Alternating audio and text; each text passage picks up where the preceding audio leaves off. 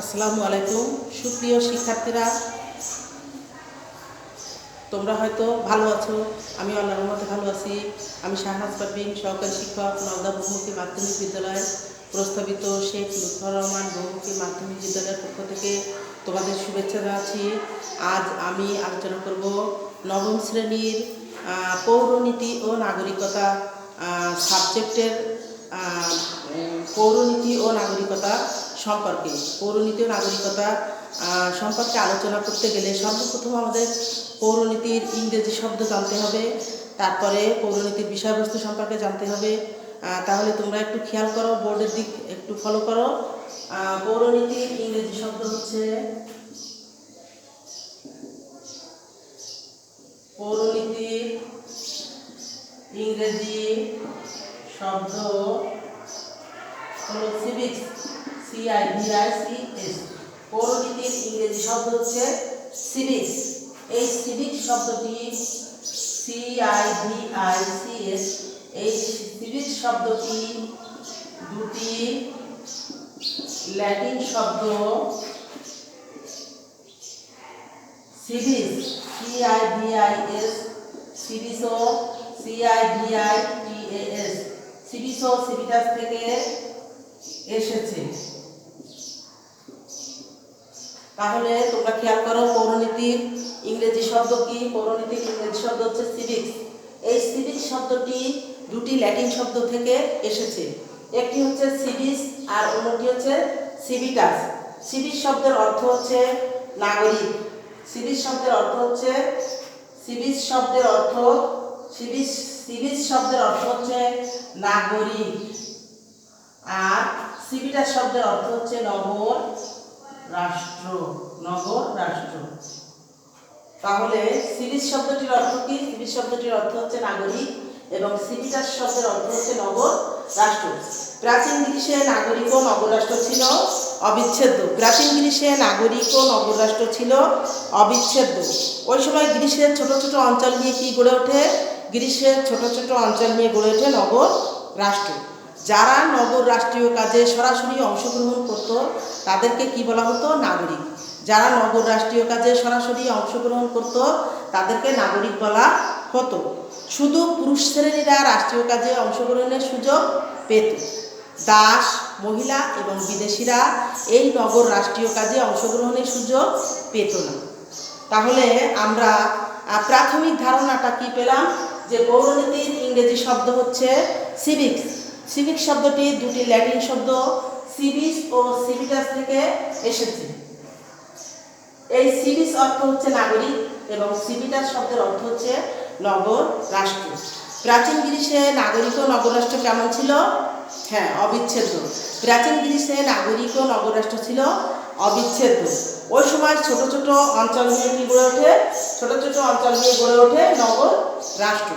যারা নগর রাষ্ট্রীয় কাজে সরাসরি অংশগ্রহণ করত তাদেরকে নাগরিক বলা হতো। শুধুমাত্র পুরুষ শ্রেণীরা নগর রাষ্ট্রীয় কাজে অংশগ্রহণের সুযোগ পেত। তাহলে কারা সুযোগ পেত না? দাস, মহিলা এবং বিদেশিরা নগর রাষ্ট্রীয় কাজে অংশগ্রহণের সুযোগ পেত না।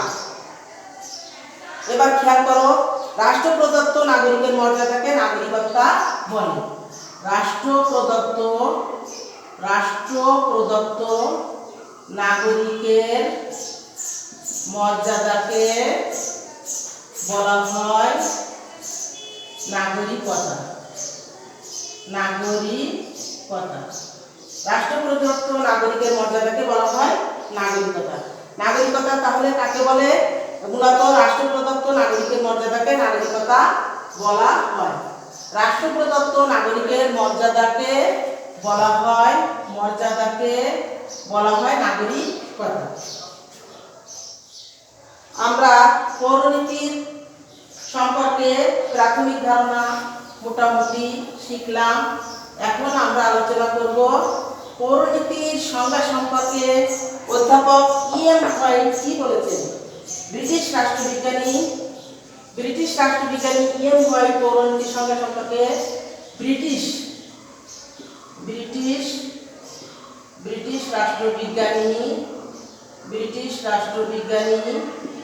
E এম হোয়াইট, ব্রিটিশ রাষ্ট্রবিজ্ঞানী ইএম হোয়াইট বলেছেন, ব্রিটিশ রাষ্ট্রবিজ্ঞানী ইএম হোয়াইট বলেছেন, ব্রিটিশ রাষ্ট্রবিজ্ঞানী ইএম হোয়াইট পৌরনীতি সম্পর্কে যথার্থই বলেছেন যে পৌরনীতি হলো জ্ঞানের সেই মূল্যবান শাখা যা নাগরিকের অতীত, বর্তমান এবং ভবিষ্যৎ ও স্থানীয়, জাতীয় ও আন্তর্জাতিক পর্যায়ে মানবতার সাথে জড়িত সকল বিষয় নিয়ে আলোচনা করে। তাহলে তোমরা এই সংজ্ঞাটা লিখে নাও যে ব্রিটিশ রাষ্ট্রবিজ্ঞানী ইএম হোয়াইট কি বলেছেন। ব্রিটিশ রাষ্ট্রবিজ্ঞানী ইএম হোয়াইট যথার্থ বলেছেন যে পৌরনীতি হলো, তোমরা লিখে নাও, ব্রিটিশ রাষ্ট্রবিজ্ঞানী ইএম হোয়াইট যথার্থ বলেছেন পৌরনীতি হলো জ্ঞানের সেই মূল্যবান শাখা যা নাগরিকতার অতীত, বর্তমান এবং ভবিষ্যৎ ও স্থানীয়, জাতীয় ও আন্তর্জাতিক পর্যায়ে মানবতার সাথে জড়িত সকল বিষয় নিয়ে আলোচনা করে। তাহলে ব্রিটিশ রাষ্ট্রবিজ্ঞানী ইএম হোয়াইট কি বলেছেন। ব্রিটিশ রাষ্ট্রবিজ্ঞানী ইএম হোয়াইট যথার্থই বলেছেন যে পৌরনীতি হলো জ্ঞানের সেই মূল্যবান শাখা যা নাগরিকতার অতীত, বর্তমান ও ভবিষ্যৎ এবং স্থানীয়, জাতীয় ও আন্তর্জাতিক পর্যায়ে মানবতার সাথে জড়িত সকল বিষয় নিয়ে আলোচনা করে। এখন আমরা আলোচনা করব যে বিষয়বস্তুর দৃষ্টিতে পৌরনীতিকে কয়টি অর্থে আলোচনা করা হয়। দুটি অর্থে। বিষয়বস্তুর দৃষ্টিতে পৌরনীতিকে দুইটি অর্থে আলোচনা করা হয়। এক হচ্ছে ব্যাপক অর্থে, আর এক হচ্ছে সংকীর্ণ অর্থে। ব্যাপক অর্থে পৌরনীতি নাগরিকতার সাথে জড়িত সকল বিষয় নিয়ে আলোচনা করে। ব্যাপক অর্থে যদি আলোচনা করে তাহলে পৌরনীতি নাগরিকতার সাথে জড়িত সকল বিষয় নিয়ে আলোচনা করে। আর সংকীর্ণ অর্থে পৌরনীতি আলোচনা করে অধিকার ও কর্তব্য সম্পর্কে। তাহলে অধিকার ও কর্তব্য পৌরনীতির বিষয়বস্তু। সংকীর্ণ অর্থে অধিকার ও কর্তব্য পৌরনীতির বিষয়বস্তু। এবার দেখো পৌরনীতির পরিধি ও বিষয়বস্তু সম্পর্কে যদি আমরা আলোচনা করি তাহলে পৌরনীতির পরিধি ও বিষয়বস্তু সম্পর্কে যদি আমরা আলোচনা করি, পৌরনীতির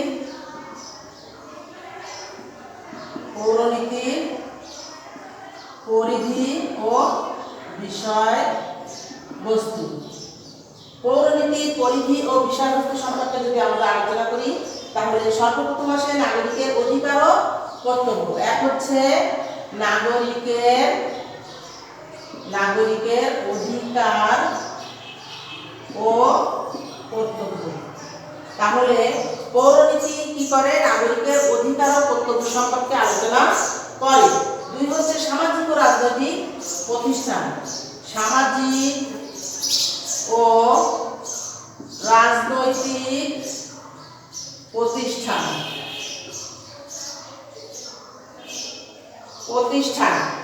সামাজিক ও রাজনৈতিক প্রতিষ্ঠান নিয়ে পৌরনীতি আলোচনা করে। যেমন নাগরিক জীবনকে উন্নত ও সমৃদ্ধ করার লক্ষ্যে গড়ে উঠেছে বিভিন্ন সামাজিক ও রাজনৈতিক প্রতিষ্ঠান। তারপরে হচ্ছে নাগরিকতার স্থানীয়, জাতীয়, আন্তর্জাতিক বিষয়। নাগরিকতার স্থানীয়, জাতীয় ও আন্তর্জাতিক বিষয়। নাগরিকতার স্থানীয়, জাতীয়, আন্তর্জাতিক বিষয়। পৌরনীতি নাগরিকতার স্থানীয়, জাতীয়, আন্তর্জাতিক বিষয় সম্পর্কে আলোচনা করে। নাগরিকতার অতীত, বর্তমান ও ভবিষ্যৎ। নাগরিকতার অতীত, বর্তমান ও ভবিষ্যৎ। নাগরিকতার অতীত, বর্তমান ও ভবিষ্যৎ। নাগরিকতার অতীত, বর্তমান ও ভবিষ্যৎ। তাহলে তোমরা আরেকটু খেয়াল করলে বুঝতে পারবে যে পৌরনীতির পরিধি ও বিষয়বস্তু কতটুকু। পৌরনীতির পরিধি ও বিষয়বস্তু হচ্ছে সর্বপ্রথম পৌরনীতি নাগরিকের কি করে? পৌরনীতি নাগরিকের অধিকার ও কর্তব্য সম্পর্কে আলোচনা করে। এবার খেয়াল করো সামাজিক ও রাজনৈতিক প্রতিষ্ঠান। নাগরিক জীবনকে উন্নত ও সমৃদ্ধ করার লক্ষ্যে গড়ে উঠেছে বিভিন্ন সামাজিক ও রাজনৈতিক প্রতিষ্ঠান। যেমন পরিবার, সমাজ, রাষ্ট্র, নির্বাচন, রাজনৈতিক দল ইত্যাদি। এইগুলো সম্পর্কে পৌরনীতি ও নাগরিকতা আলোচনা করে। তারপরে কি করে? পৌরনীতি নাগরিকতা স্থানীয় পৌরনীতি নাগরিকতা স্থানীয়, জাতীয় ও আন্তর্জাতিক বিষয় নিয়ে আলোচনা করে। তারপরে কি করে? পৌরনীতির সর্বশেষ পৌরনীতির বিষয়বস্তু সর্বশেষে কি আসে? নাগরিকতার অতীত, বর্তমান ও ভবিষ্যৎ নিয়ে আলোচনা করে। তাহলে আমরা আজকে কি আলোচনা করেছিলাম? সর্বপ্রথম আলোচনা করেছি পৌরনীতির ইংরেজি প্রতিশব্দ। পৌরনীতির ইংরেজি শব্দ হচ্ছে সিভিক্স। সিভিক্স শব্দটি এসেছে দুটি ল্যাটিন শব্দ সিভিস ও সিভিটাস থেকে। সিভিস অর্থ নাগরিক আর সিভিটাস অর্থ নগর রাষ্ট্র। প্রাচীন গ্রীসে নাগরিক ও নগর রাষ্ট্র ছিল অবিচ্ছেদ্য। ওই সময় গ্রীসের ছোট ছোট অঞ্চল নিয়ে গড়ে উঠত কি? নগর রাষ্ট্র। যারা নগর রাষ্ট্রীয় কাজে সরাসরি অংশগ্রহণ করত তাদেরকে নাগরিক বলা হতো। আর শুধুমাত্র পুরুষ শ্রেণীরা নগর রাষ্ট্রীয় কাজে অংশগ্রহণের সুযোগ পেত, আর দাস, মহিলা এবং বিদেশিরা নগর রাষ্ট্রীয় কাজে অংশগ্রহণের সুযোগ পেত না। এরপরে আসে রাষ্ট্র প্রদত্ত নাগরিকের মর্যাদাকে কি বলে? নাগরিকতা। অধ্যাপক ইএম হোয়াইট পৌরনীতি সম্পর্কে যথার্থ সংজ্ঞা দিয়েছেন। অধ্যাপক ইএম হোয়াইট বলেছেন যে পৌরনীতি হলো জ্ঞানের সেই মূল্যবান শাখা যা নাগরিকতার অতীত, বর্তমান এবং ভবিষ্যৎ ও স্থানীয়, জাতীয় ও আন্তর্জাতিক পর্যায়ে মানবতার সাথে জড়িত সকল বিষয় নিয়ে আলোচনা করে। তারপরে পৌরনীতির পরিধি ও বিষয়বস্তু চলে আসছে। পৌরনীতির পরিধি ও বিষয়বস্তুতে কি আসছে? নাগরিকের অধিকার ও কর্তব্য সম্পর্কে আলোচনা করে, সামাজিক ও রাজনৈতিক প্রতিষ্ঠান নিয়ে আলোচনা করে, নাগরিকতার স্থানীয়, জাতীয় ও আন্তর্জাতিক বিষয় নিয়ে আলোচনা করে, নাগরিকতার অতীত, বর্তমান ও ভবিষ্যৎ নিয়ে আলোচনা করে। সুপ্রিয় শিক্ষার্থীরা, তোমরা সবাই ভালো থাকো, সুস্থ থাকো। আজ আমার এই ক্লাস এ পর্যন্তই রইল। আল্লাহ।